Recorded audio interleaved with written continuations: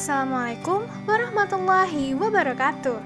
Halo semua, welcome back to my channel Fun Learning Chemistry, di mana mempelajari kimia it's so easy.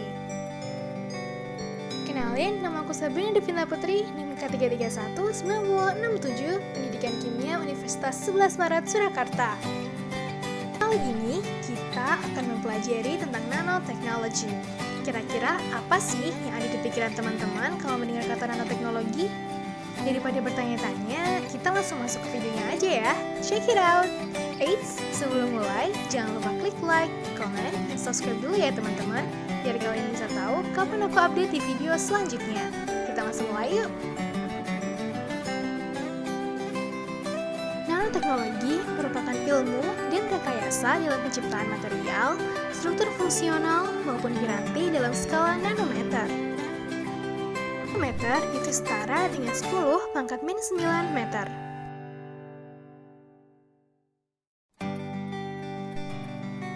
Metode pembuatan nanopartikel.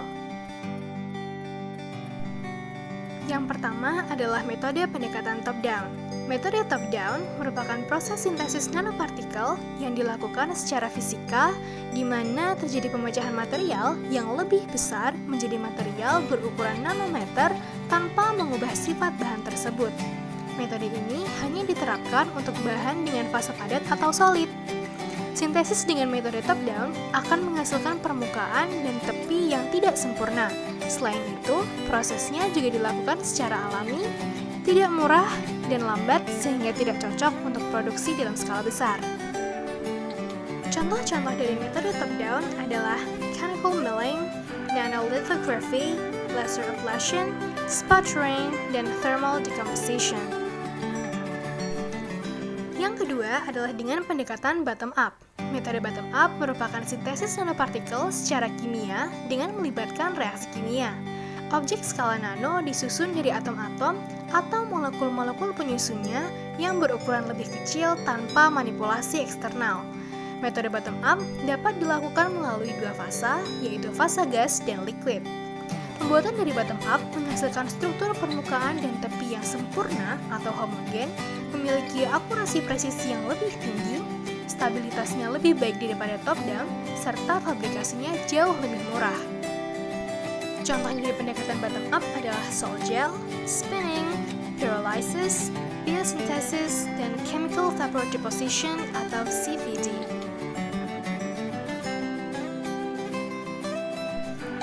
Selanjutnya adalah aplikasi dari nanoteknologi.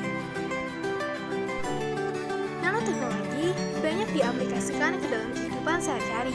Salah satunya adalah pembuatan karbon nanotube dengan grafit dalam oven busur dan sistem elektromekanis nano atau NEMS dengan sirkuit elektronik yang tertanam dalam chip kecil. Yang kedua, pembuatan nanotube karbon dengan polimerisasi yang dikatalisasi, mesin, dan manufaktur.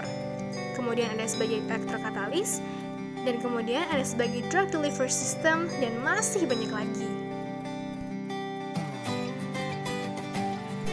Kemudian ada kelebihan dan kekurangan dari nanoteknologi itu sendiri. Kelebihan dari nanoteknologi yaitu yang pertama, dapat merevolusi banyak produk elektronik, prosedur, dan aplikasi. Contoh pengembangan lebih lanjut dari nanoteknologi pada produk elektronik yaitu transistor nano, dioda nano, OLED, plasma display, komputer kuantum, dan masih banyak lagi. Yang kedua, pengembangan energi. Mulai dari memproduksi, produk menyerap energi, dan menyimpan energi akan jauh lebih efektif dalam perangkat yang lebih kecil dan lebih efisien mungkin dengan nanoteknologi. Selanjutnya, nanoteknologi juga memberikan keuntungan bagi industri lain seperti sektor manufaktur yang akan membutuhkan bahan-bahan seperti nanotube, aerogels, partikel nano, dan barang-barang sejenis lainnya untuk menghasilkan produk mereka. Bahan-bahan ini sering lebih kuat, lebih tahan lama, dan lebih ringan daripada mereka yang tidak diproduksi dengan bantuan nanoteknologi. Kemudian dalam dunia medis, nanoteknologi juga dilihat sebagai anugerah karena ini dapat membantu dengan menciptakan apa yang disebut dengan obat pintar. Obat ini membantu penyembuhan lebih cepat dan tanpa efek samping. Penelitian nanoteknologi dalam kedokteran saat ini memfokuskan pada daerah-daerah seperti regenerasi jaringan, perbaikan tulang, kekebalan, dan bahkan obat untuk penyakit seperti kanker, diabetes, dan penyakit yang mengancam kehidupan lainnya. Kemudian, kekurangan nanoteknologi. Yang pertama, perkembangan nanoteknologi memungkinkan hilangnya pekerjaan di industri pertanian dan manufaktur tradisional dan membawa jatuhnya pasar tertentu karena penurunan nilai minyak dan berlian dan memungkinkan mengembangkan sumber energi alternatif yang lebih efisien dan tidak akan memerlukan penggunaan bahan bakar fosil. Yang kedua, nanoteknologi memberi akses yang lebih mudah bagi pengembangan sistem senjata atom yang lebih kuat dan lebih merusak sehingga rawan disalahgunakan. Dan yang terakhir, karena partikel-partikel nano yang sangat kecil, inhalasi dari partikel kecil ini akan sangat berbahaya bagi kesehatan pernafasan. Nah, itu tadi merupakan pemaparan dari nanoteknologi. Nah, kira-kira bagaimana menurut kalian? Apakah nanoteknologi ini memiliki dampak lebih positif untuk digunakan penelitian-penelitian selanjutnya? Komen di bawah ya teman-teman. Jangan lupa like, komen, dan subscribe. Wassalamualaikum warahmatullahi wabarakatuh. See you in the next video.